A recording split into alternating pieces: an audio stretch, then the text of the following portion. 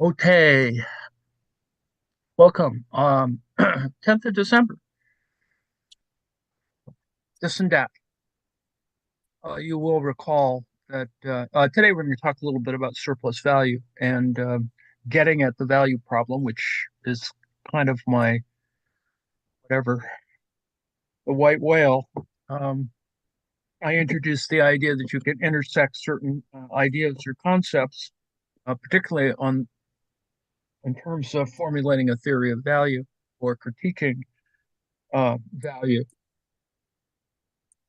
And one way of getting at it, of course, is to figure out, as many have, the idea of surplus value. Um, so we'll get there in a moment. But as you may recall, I I'm still trying to see whether these three ideas can be brought together. That is sublation, a Hegelian notion that Marx picks up on, maintains, continues in terms of inverting Hegel.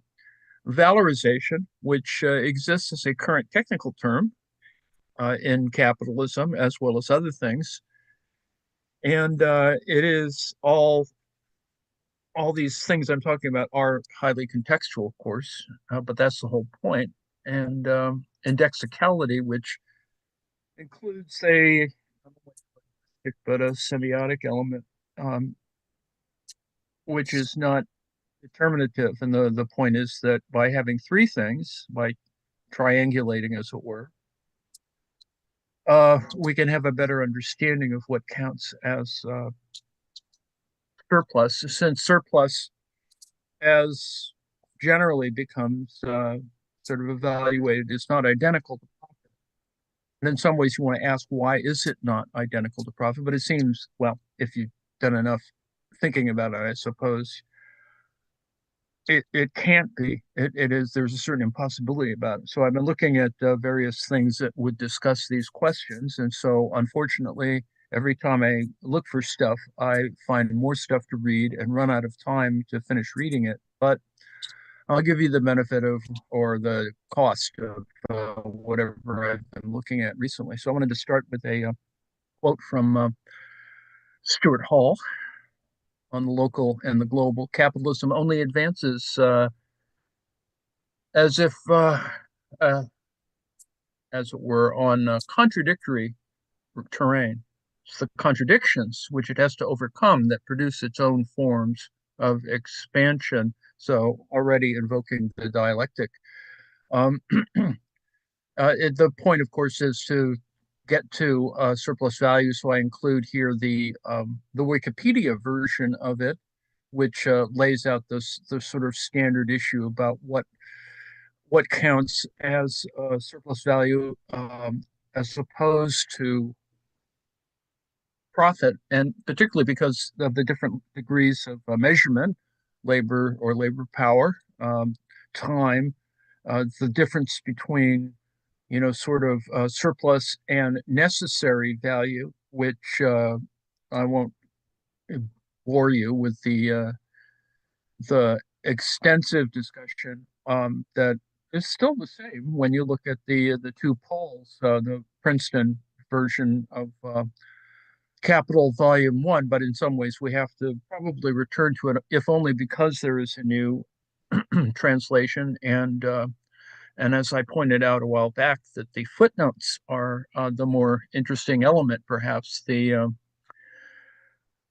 take that the two Pauls have sort of approached the new translation with, and not that anything is newly revelatory, just as more in the English context and American English context, more specifically, I suppose,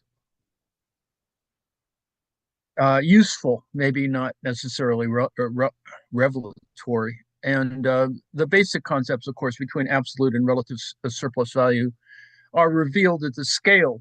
If you have more time, that is, if you extend the working day or you think about the working day as a variety of moments, there are the things that are produced that are part of the essential production value, but then there is how the surplus gets cleaved off but it's not so much as it's cleaved off as it is sort of drained in a certain way. And David Harvey is going to become important in that. You'll see that surplus doesn't even exist in his little example here, probably because he doesn't want to get into trouble yakking about it. But that's another story. And then there are other versions of the production of surplus value, particularly in the context of the commons, that is, in communal forms of reproduction.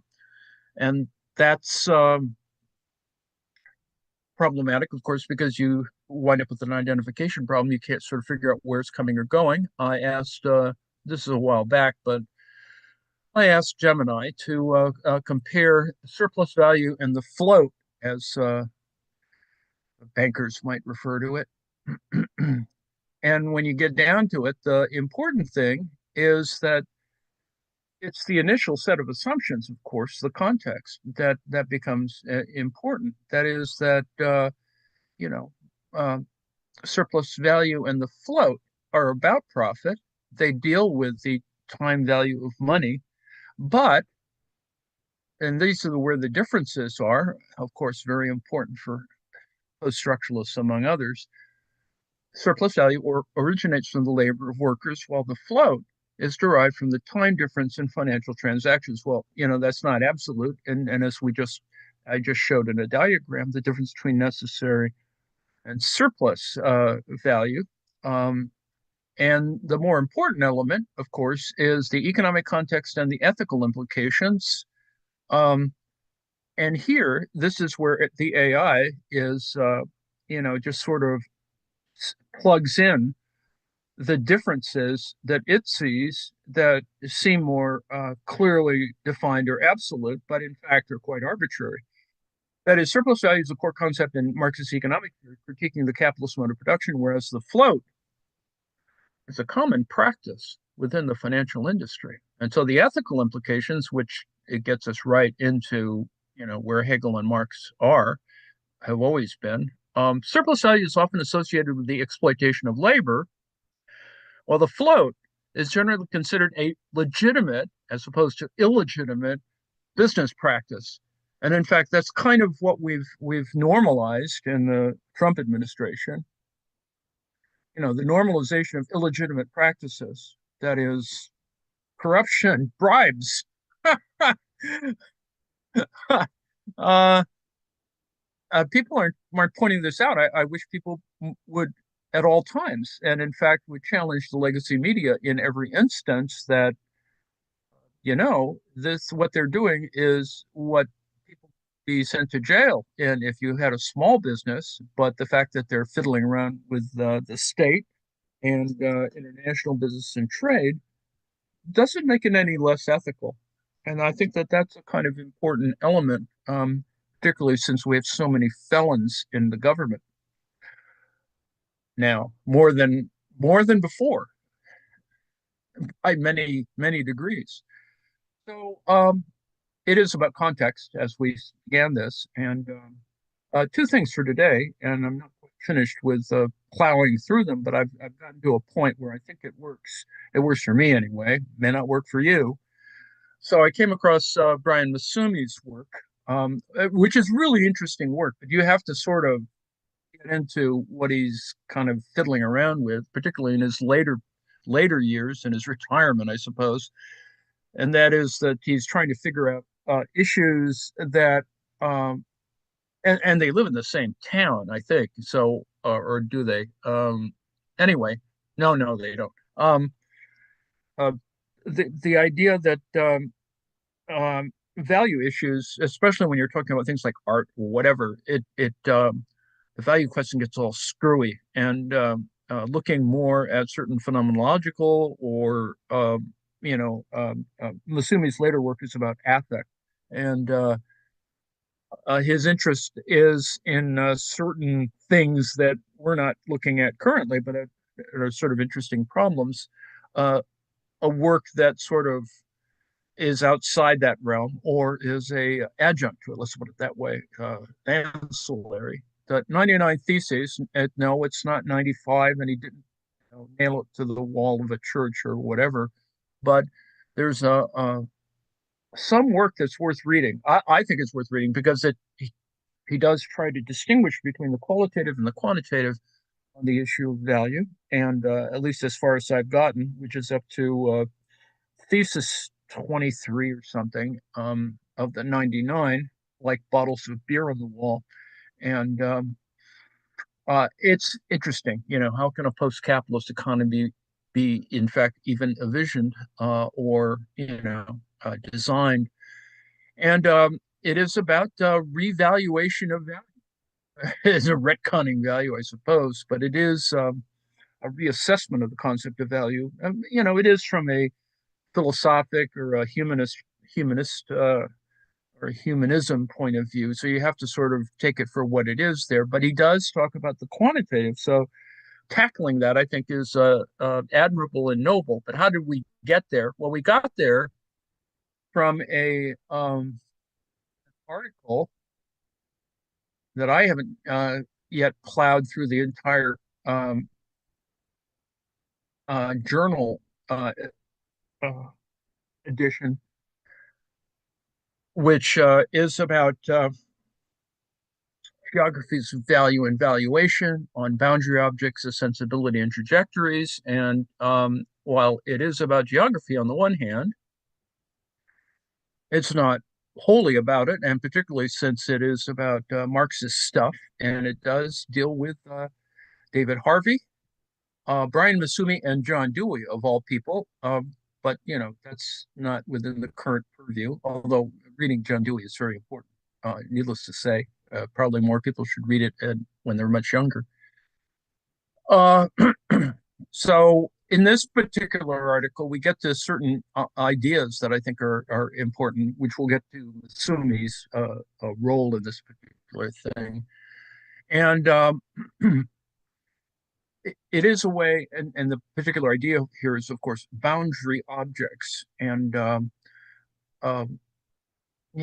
what is a boundary object? It denotes scientific objects that both inhabit different social worlds where agents in particular contexts, see where I'm going, place different demands and constraints on them, and are also sufficiently robust to maintain a shared identity across these contexts. Now, that's not a totalizing discourse. It's just simply identifying, as it were, these shared elements. Um, so focusing on geography with its different theoretical traditions, research fields, and subdisciplines, which is the beauty of geography in that sense, I suggest that thinking of value and valuation as boundary objects is helpful. On one level, this thinking articulates the power of pluralism. Human, environmental, and physical geographers in their multiple divisions and constellations engage with a huge diversity of topics and themes in which questions of value and valuation inevitably. These range from longer standing concerns such as labor exploitation, the undervaluing of caregiving, resource extraction, urban development, and protection of habitats, and more than human worlds, to more recent debates about how to respond to the biodiversity and climate crises, the merits of degrowth approaches, the rise of platform capitalism, and so forth. In all instances, a politics of valuation plays out that revolves around the creation, identification, and/or assignment of value, practices, and procedures for making radically different uses, functions, and outcomes commensurable with each other, and the identification of values as qualities worth aspiring to and/or as principles that inform decision-making. So this politics is not only emplaced, but also constitutive of the numerous spatiotemporal processes studied by geographers. It's unreasonable to expect that a single conceptualization or family of conceptualizations of value and valuation is sufficient or even adequate across all of these concerns. And Appadurai is one of those people who doesn't get read enough. I probably will all be reading Appadurai, or they'll will be reading it long after we're all dead in terms of its importance. Uh, anyway, on another level, the idea of value and valuation as boundary objects also draws attention to the risk of geographers thinking and writing about value and valuation, resorting to what Bernstein called fragmenting pluralism. That is, a situation in which geographers of a certain hue are only able to communicate within narrow, homogeneous communities of practice with members sharing similar habits of thought, research practices, and dispositions. Bernstein and geographers drawing on his ideas, that is Barnes and Shepard, Kwan and Schwanen, this is a piece of that, have highlighted the importance of engaged pluralism, a configuration in which geographers with different orientations and dispositions engage in conversations and contact zones that are as open as possible and where participants actively try to avoid marginalizing or excluding certain views and approaches. Isn't that what we all do? So this is a special issue of environment and planning. And yes, there is an A, B, C, D, E, F, F, etc. And yes, the literature is a multidisciplinary one. The city planning literature includes all of these kinds of elements, and that's probably why some folks wander away from architecture and move to planning, because really that's kind of closer to where the money is. It seeks first to offer a conduit for the diversification of engagement with value and valuation within geography. So this, hopefully you can see why I'm headed there. It's because this is a terrain where the value and valuation process is worth looking at. Possibilities, including the idea that its virtual elements are engaged. And Masumi's work, he actually does start talking about Bitcoin, which is kind of where, ultimately, well, not ultimately, but it's one of the areas that sort of needs to be fully engaged, particularly since it's a lot more popular now, even though it's bogus or whatever, Ponzi-like. The focus on human geography is not by design, as it was hoped that the original call for papers would also reach and appeal to physical geographers. The special issue also, and second, seeks to raise the profile of pluralist engagement with questions of value and valuation within geography as a discipline. So lots of things. Stuff. And the point is, within the political economy tradition, theorizing value is not the preserve of Marxist thought. And however, given the specific history of Anglophone human geography, Marxism has come to dominate political economy perspectives on value in our discipline, and with many fortuitous outcomes. Rather than attempting a comprehensive review, I consider some of the recent writings on value by David Harvey. And so he goes into a thing, David Harvey, and also on the stuff by Brett Christophers, who is very important in a variety of ways, including the critique of sort of financialization and capitalism. So Harvey, of course, follows Marx in recognizing value, in the words of Christophers, is not something the tangible, uncontestable reality like price, but refers to something one cannot lay eyes on. And so in Harvey of 2018, he writes that value is a constantly changing and unstable metric being pushed hither and thither, hither and thither by the anarchy of market exchange, by revolutionary transformations in technologies and organizational forms, by unfolding practices of social reproduction, and transformation in the wants, needs, and desires of whole populations expressed through the cultures of everyday life. Here you can see it all comes together, at least for some folks, like Harvey. Harvey wants to engage the critique that comes from those who would attack so-called cultural Marxism. Starting from Marx's understanding of value as socially necessary social labor, he considers value a social relation that is both immaterial and mobile. Value craves a material expression as money and creates all kinds of objective effects when it flows. This back to the circulation, the circuit stuff. And when it gets arrested or locked down, unlike the Marxist orthodoxy of prioritizing the sphere of production, this is the productionist bias, Harvey highlights how value dialectic ties together valorization, realization, and distribution. It's similar to my, looking at this sort of sub area of sublation and indexicality.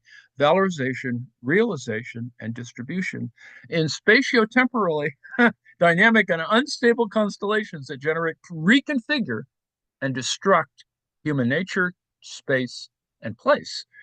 Valorization refers not only to the production of commodities and surplus value, but in recognition of feminist scholarship in geography and beyond, the social reproduction of labor, which I don't spend a lot of time talking about, but this is the literature that liberated us, or geography, and talking about the location of such activity being the domestic sphere.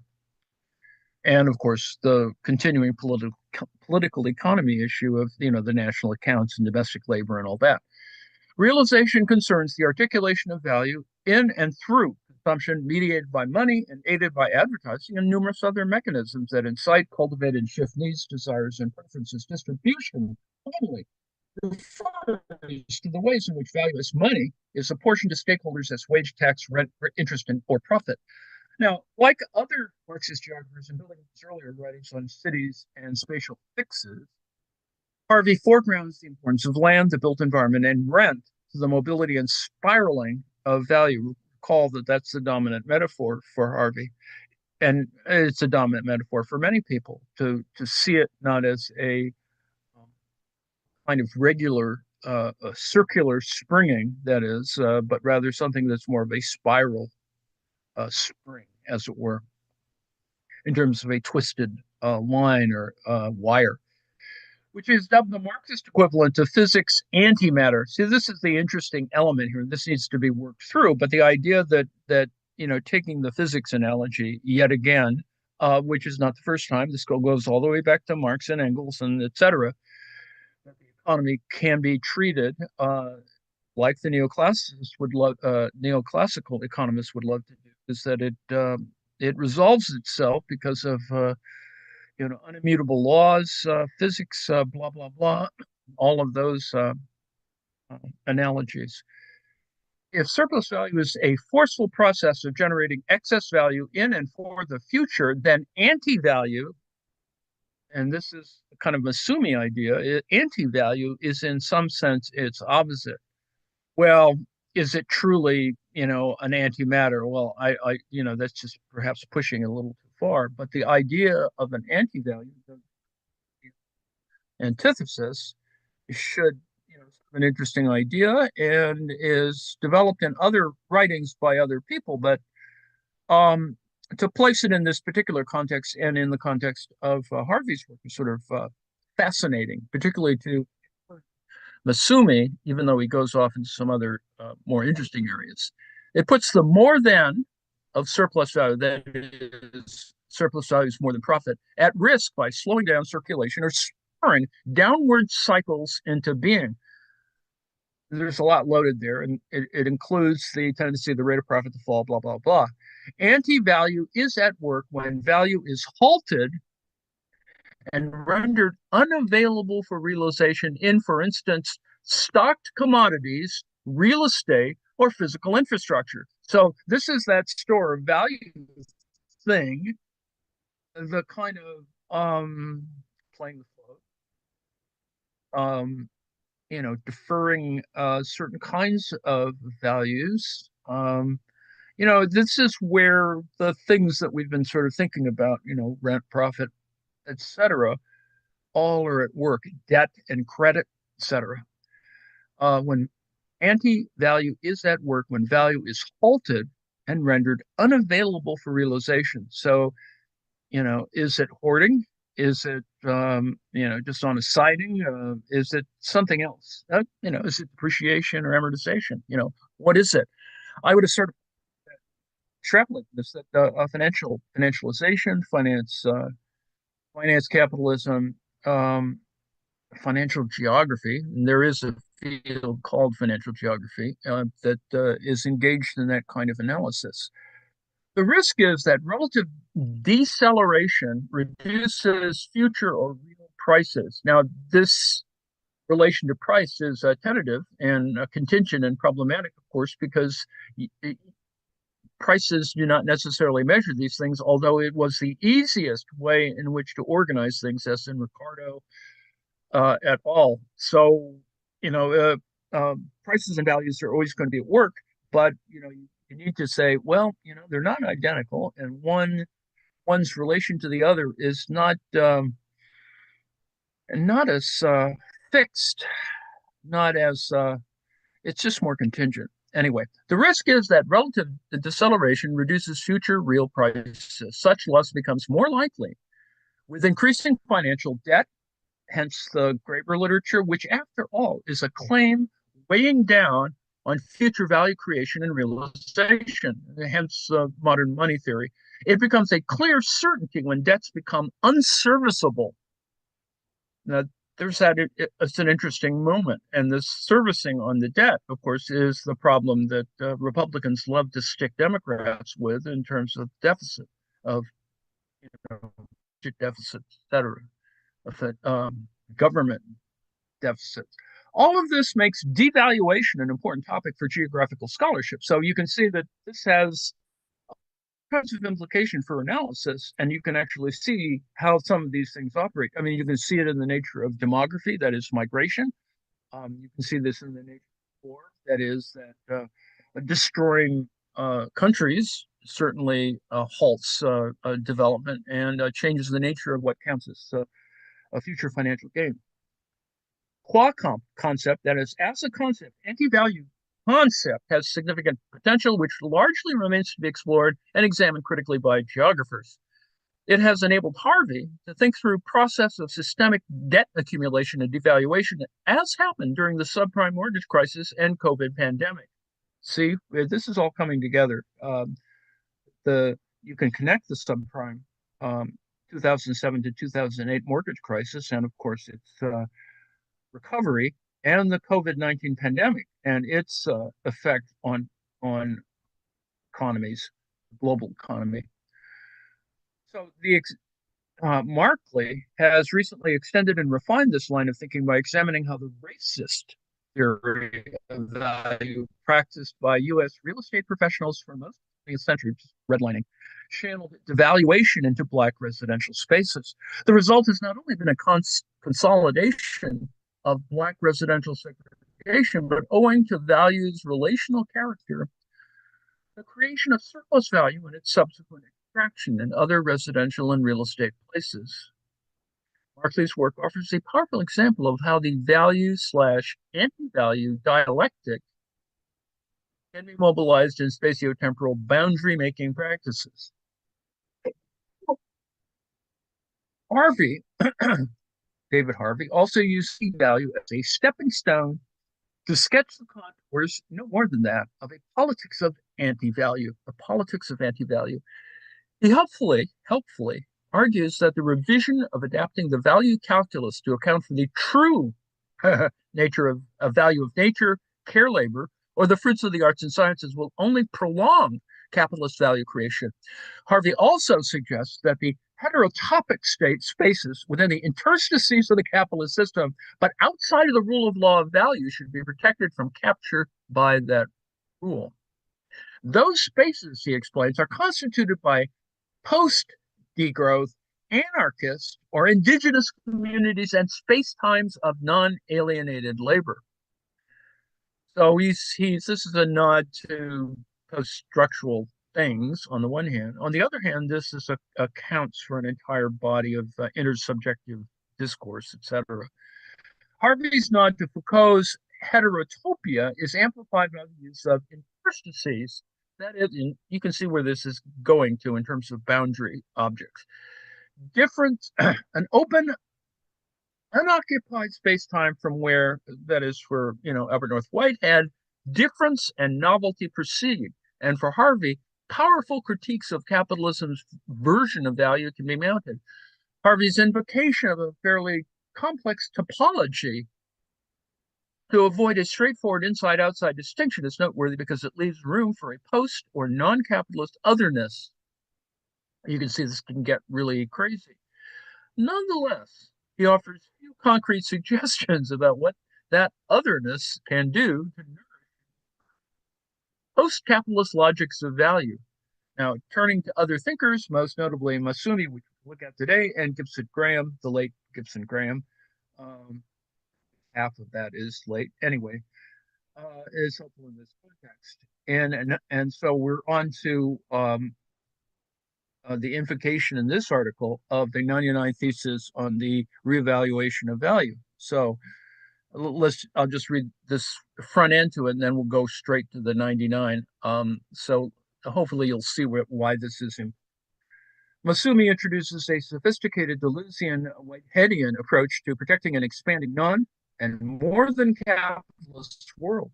Two aspects of his work are to Harvey's thinking on value. First, and more so than Harvey, he recognizes the performativity of scholarly thought and works to reframe value ontologically, thereby thinking creatively in order to generate actual possibilities where none formerly existed. This is the power of the imagination. Building on his earlier work on affect, does a lot of work on affect. There's a whole almost a decade of that. And Whiteheadian philosophy, Masumi develops non-capitalist conceptions of value and surplus value that transcend the subjective objective binary. Masumi's concern is to reinsert aesthetic categories such as zest, adventure, wonder, and beauty into the definition of value. It's a little problematic, as you can imagine. What would surplus zest look like? Is it the peeling off of the edge of the orange? Well, anyway, um, that is into the definition of value and to offer non-normative modes of evaluating events. As Cresswell also suggests, Masumi's reworking of value and valuation practices can displace and refract capitalist habits. The difference it makes is potentially largest to spatial practices, experiences, and arrangement that remain undervalued under contemporary capitalism, such as play and care, both of which I think we could see became in COVID. These became more, risky behaviors, I suppose. However, objects, say segregated cycling lanes that policymakers and consultants conventionally appraise using institutionalized techniques, could also be valued differently if aesthetic categories were used. Now, this would take discussions of the value of segregated cycling infrastructure beyond potential savings in disability adjusted life years, public costs saved, or number of cyclists. However, important and such quantified measures can be, it would open up opportunities to consider for playfulness in cycling, the relatively safe opportunities for developing additional cycling skills, that is, cycling with one hand, or turning one's head when cycling in young and recent cyclists, and the palpable experience of protection that segregated cycling infrastructures afford. Second, there is a resonance between Masumi and Harvey's spatial imaginaries for thinking non and or post-capitalist alternatives. Masumi writes that the post-capitalist future will grow in the pores of the capitalist field of life in much the same way as Marx said capitalist society grew in the pores of capitalism. The immediate task, therefore, is to create temporary autonomous zones. An anarchist concept from the 1980s, temporary autonomous zones, remember Chaz in Seattle, constitute open network and mobile places that are invisible to state apparatuses, as in the ideological state apparatus, and the control the latter, that is the state, seek to exert. Taz's temporary autonomous zones are beyond naming and representation and thrive in interstices. They're open, replete with hyperdifferentiation, and overflowing with alter organization. Masumi's spatiotemporal imaginary for places where new value concepts and valuation practices can proliferate is intriguing, but also retains a whiff of capitalocentrism. It ultimately suggests that post-capitalism and its alternative modes of evaluation exist in a subordinate, complementary, oppositional, or outsider relationship to capitalism, sort of like that area in Copenhagen, and makes those modes more fleeting, fickle, and fragile than they may be. Indeed, a diverse economy's approach to value and valuation would probably reveal much more variety, stability, and permanence to non and more than capitalist understandings of value and valuation practices across many more sites and places in the present than the TAZ metaphor can accommodate. Diverse economy scholars have written about value and valuation. For instance, DeProse has called for more scholarly attention to markets as more than capitalist value regimes where formal and informal rules give some level of assurance that monetary values in the present will persist into the future. You could say that informal labor markets might even be that, where people, congregate in front of Home Depot in seeking work. This thinking, to some extent, draws on research on valuation and sociology and the science and technology studies discourse, which has taken up in geography for almost 20 years. It has, however, become more popular recently as the papers in this special issue attest. And so, it goes off on that, which we'll get back to perhaps. The point, of course, is that we've looked at Masumi and his 99 theses, which he's tried to organize in a kind of logical way. And it has it's interesting for a variety of reasons, but probably will not become understandable until we get to the end of the project. But it is a kind of open-ended project, and it has certain open source elements to it. So, thesis one: it's time to take back value. For many, values been. This is Brian Masumi, 2018. It's time to take back value. For many, value has long been dismissed as a concept so thoroughly compromised, so soaked in normative strictures and stained by complicity with capitalist power to be unredeemable. This is only abandoned value to purveyors of normativity and apologists of economic oppression. Value is just too valuable to be left in those hands. Thesis number two, you see, 99 bottles of beer. It's moving quickly. In the absence of a strong alternative conception of value, it is all too easy for normative gestures to slip back in. Priorities are still weighed, orientations favored, directions followed. Without a concept of value, by what standards are these choices made? Usually none that are enunciated. Standards of judgment are simply allowed to operate implicitly. Normativity is not avoided, it just becomes a sneak. This can prove to be just as oppressive. We know this, hopefully, fairly obviously today.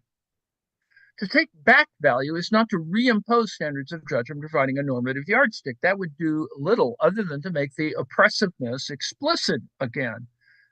To take back value is to revalue value beyond normativity and standard judgment. More radically, it is to move beyond the reign of judgment itself.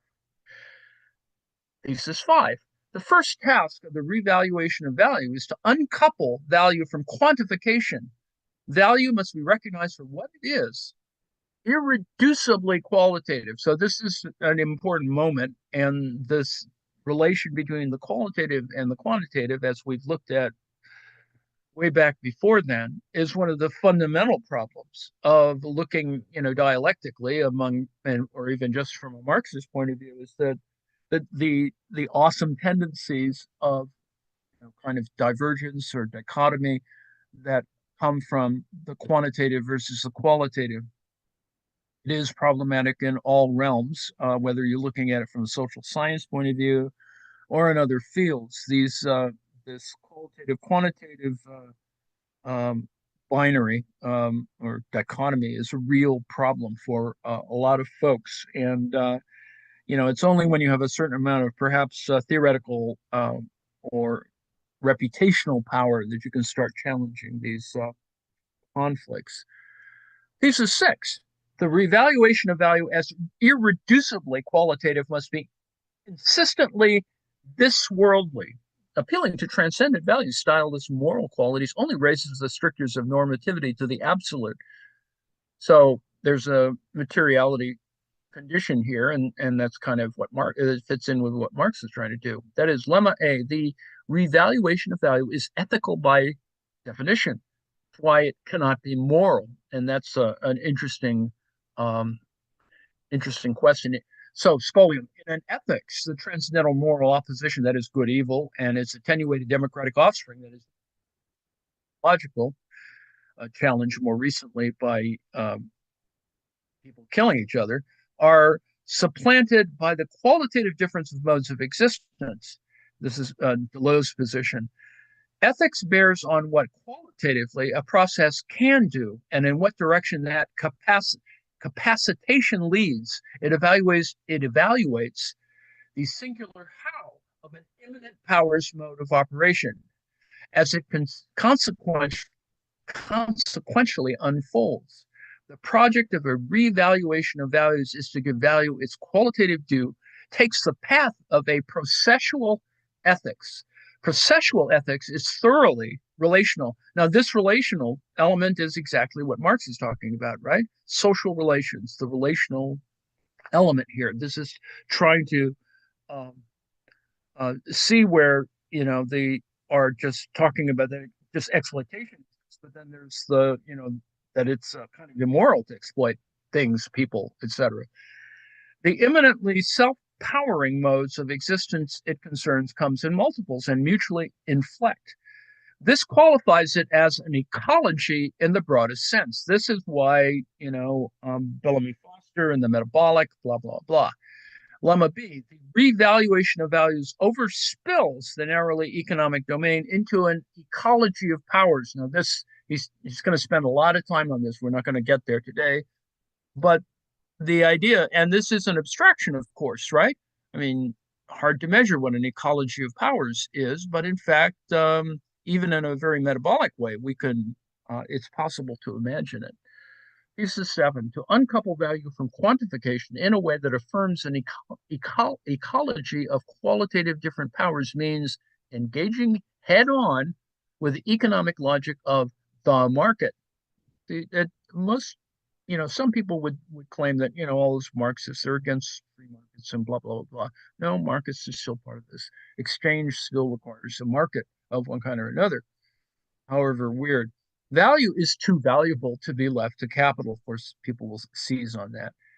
Thesis 8. The domination notion of value in our epoch is economic. The domain of economic value is conceived of as the market. Market-based thinking deploys a consensus definition of money. That definition is threefold. And this is the standard definition: unit of account, medium of exchange, and store of value. That's not controversial, whether you're capitalist or not. But it is a thing that is, highlighted more importantly and in a more consistent, regularized, quantified way in under capitalism. The scholium. This definition actually skirts the issue of value, since the store of value is nothing other than a quantity of units of account held in reserve, poised to enter exchange. The definition is circular. The circularity spreads the quantitative notion of value to phase between them. The result is an obfuscation of value, both of how it actually functions in capitalism, which cannot be reduced to classical market mechanisms, and the market's central concept of exchange, and of what it might become in a revalued post-capitalist future. And that's quite different than certain idiots, and I will refer to them as idiots, touting a strategic Bitcoin reserve. And I leave you to ponder that on your own. Thesis 9, we're moving right along. The threefold market definition of money assumes that value is by nature quantifiable and posits money as the measure of value. Note that this is not controversial in Marx's Capital, the structure of the argument. That is, the money commodity, then money, then, abstract, concrete, et cetera, et cetera. These assumptions must be questioned in order to open the way to the revaluation of value. Thesis 10.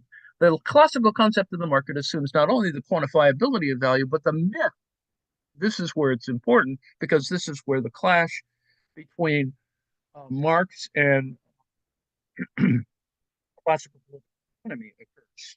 And mythology is a very powerful one. It is highly normalized. It presumes that exchanges are all fair in the market.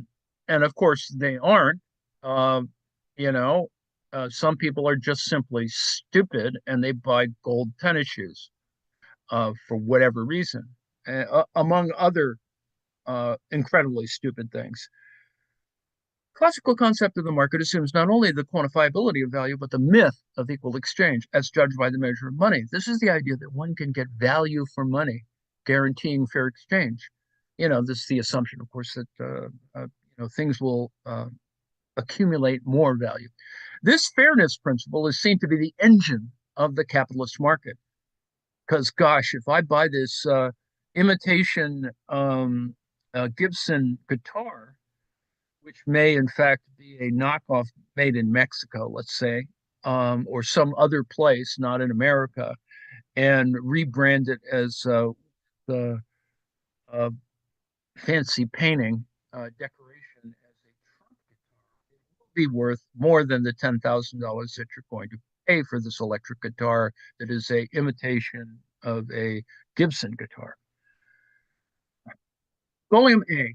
Ideas of equal exchange and getting value for money are supported by the notion of money as a measure of value. Money can be treated as the measure of value because it's used as a general equivalent, a yardstick for comparison. With this yardstick, incommensurable things can be commensurated. That's the whole point of it, right? Is that, and that's Marx's argument on money. It's that you form where the exchange is facilitated, lubricated, whatever. A fair exchange is when the use value of a commodity object is judged commensurate with its price. Now, note, of course, that our engagement with a commodity object is more than that. But anyway, price provides a standardized third term enabling qualitatively different commodity objects to be compared. This, in theory, enables rational consumer choice. The value of a present sum of money can also be compared to a sum in the future, enabling rational life choices, right? Our Christmas savings account, bonds for babies. The myth of fair exchange is undermined, of course, however, by the concurrent market logic of getting a good deal. Deal makers make good deals, right? And those ignore the 6 bankruptcies. He'll get you a good deal. And consumer behavior, the getting more value for your money, is actually a stronger engine. This points to the fact that if you scratch this tiny surface of the market, unequal exchange immediately appears. Qualitative understandings of value then return to shake the foundation of the quantitative vision of value. It takes little reflection to realize that the goodness of a good deal is only partially reflected in price. The calculation of what constitutes a good deal does not only involve rational considerations. The sense that more value for money is obtained is strongly inflected by the subjective factors of the buyer: positions, desires, idiosyncrasies. Use value is relative, and it is impossible to separate from more subjective values such as prestige value, right? That's what you're getting when you buy Trump merch. These subjective factors cannot be commensurated from one consumer to another, purchase to another. They are singularly qualitative calculations. There are also object lessons in the plasticity of value. Uh, at least in my lifetime or my contact with the Trumpian phenomena, Trump has tried to foist off on his audience numerous value cards, membership cards, subscription schemes. It's just, you'd think after the first 5, you would kind of see, because most of them don't exist anymore. Most of them are defunct or whatever, that it's just nonsense. Scholium B. The myth of the commensurability of a present sum of money and a future value is under this time by the tendency of the market itself to exemplify the plasticity of value. This is called volatility. Volatility is two-headed. It arises from factors endogenous to the market, that is within the market, such as cycles and crises arising as complexity effects of the market's very mode of operation. That is, we are now with Bitcoin. It also arises from which includes wars, natural disasters, coups, weather, climate change. Externalities are qualitative changes in the market's outside environment that are secondarily reflected in price changes in the market. We're almost to the end of what I want to yak about, but I will mention just as an aside, why is it that conspiracy theorists, and why they're persisting in the context of the Heritage Foundation and Project 2025. Why is it that they want to eradicate the government-funded weather service? What is that about? I mean, is it about the deep state controlling weather, which is that's the conspiracy theory stuff, or is it just simply to create a chaotic, sort of market for weather, as it were, market for weather information, which can, of course, be distorted more for personal gain. Also included are price movements linked to valuations that are not exactly outside the market, but are not fundamentally calculated in money terms either, trading places and the orange juice market. The classic example is the added value of location as reflected in real estate prices. Ha, Trump. Location is valued as an indicator of quality of life. Quality of life is not in itself measurable. Higher prices in a desirable neighborhood are a way of putting a number on the measurable. They numerically express an incommensurability. This suggests a connection between value and vitality that is reflected in pricing, but is irreducible to that quantitative. In itself, it's directly qualitative. Now, I'll just stop there because I've already got to the end of my time. But I would assert to you the fact that the Saudi Arabian government owns several floors of Trump Tower. Similarly, the Russian government, similarly, the Chinese government, and I don't know what other governments own various floors in Trump Tower, but you can imagine that other things are going on because of the proximity of such things.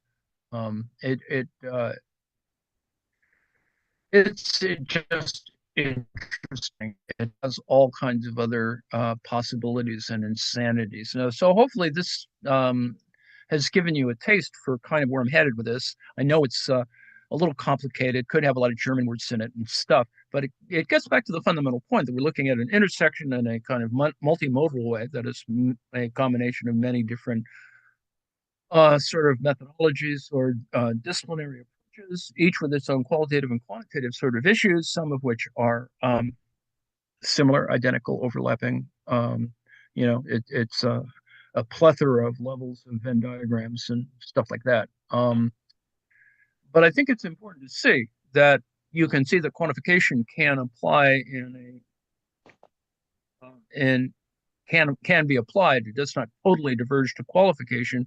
And what Masumi does, at least, is in this particular at this moment in the listing of theses, because he goes in a different direction further on, but that you could say that um, there is a space in which these kinds of things, that is to go back to the other article on boundary objects, is that these boundary objects are interesting problems, that they exist in the interstices and they're incredibly problematic. They exist in a variety of problems, not all that should be solved, and not personally that I think I'm going with solve, but I find them interesting. The unhoused in America are certainly in a kind of interstices.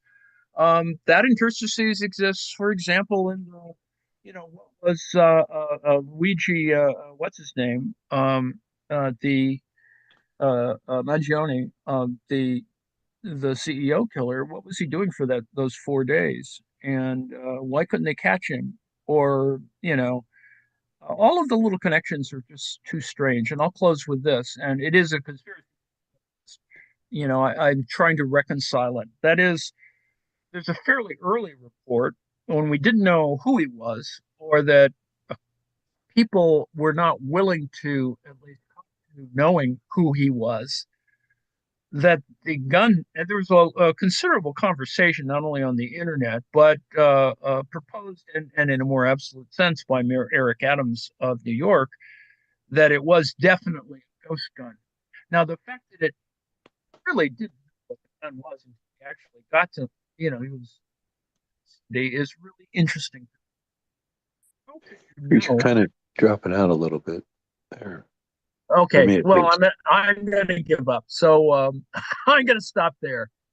Anyway, my point was that the ghost gun was presumed to be a ghost gun far too early, and then we actually, they caught the perpetrator, and so it just was interesting to me about information and disinformation in that context. All righty then, I will. Let's see what the chat has to say. Um, why? Yes, I do want Joe Biden to cease and desist, at least Trump, um, to sue him. Um, And I just bought it. Damn it. fight, fight, Well, fight. you mentioned the mythical strategic the strategic Bitcoin reserve, but as you'll see in the picture I just put in the chat, it already exists. Oh, it's still look. Yes, indeed. And these big tank farms, these Bitcoin tank farms somewhere, Yes, notably in the Cayman Islands. But anyway, um, that's the strategic Bitcoin reserve. I mean, and it's not just Trump touting this, but the other senator from Wyoming is touting this. This is, and I'm guessing that she's clueless about this, but she really does, oversell the idea that it's quote unquote like oil, and or like fossil fuel, and I Oh, find that quite continually annoying. But it's similar to the issue of the selling of the ghost. Just to get back to my other little issue, the selling of the identification of the of um, uh, Luigi's gun as a ghost gun right off the bat is sort of interesting. I mean, it the presumption of it as a ghost gun isn't necessarily there. It is technically it's a Glock. It is just simply that the lower is a is made in a 3D printer or finished in a computer numeric control machine. So it is it's not as easy as one thinks, and is actually a fairly sophisticated problem that on the one hand the guy was an engineer, on the other hand he was a computer engineer and not a guy experienced in the creation of 3D uh, 3D yes. tests. In And order and I, to, yeah, printing 3D so objects is not the easiest thing. no, it's I've very done it. complicated. And if you do it You from need, scratch, gun looks like I don't know, it looks like one of those K series radar units. It's yeah, really no, you can clunky and download. I mean, stupid. I can download an STL file, which is the type of file you use to print 3D objects. You can download it and print out a gun if you had a 3D printer. If you had the right kind of material that would be hard enough to actually fire, but whatever. But it does take some skill, yep. It's not as easy And a you still got to process. get you can't print the bullets though. Well, exactly. You need bullets. You need actually a lot of steel stuff. Uh, the barrel, the slide. But you see, you can. That's the whole point of the ghost gun is that you have to order all the other parts, and by the time you put it together, it's incredibly expensive. Um, but it's untraceable. But the point is, if you have an untraceable gun, why are you still holding on to it? Which I find, um, um, in terms of his thinking, was it because like rich people, they kind of get too precious about, they hoard their objects. So, he didn't want to get rid of it. He Who was worried that he'd have knows? a, I mean, considering how much it misfired, he'd probably be dead after the first round, after firing the first round, if he was cornered by the cop. Anyway, Uh, who knows? it's just it has a lot of things. And anyway, it's just weird. But anyway, I'm not going to promote a conspiracy theory. I'm going to get off of YouTube so that I can swear a lot more. I don't know. Let me stop the share. Let's see if Joe has Swear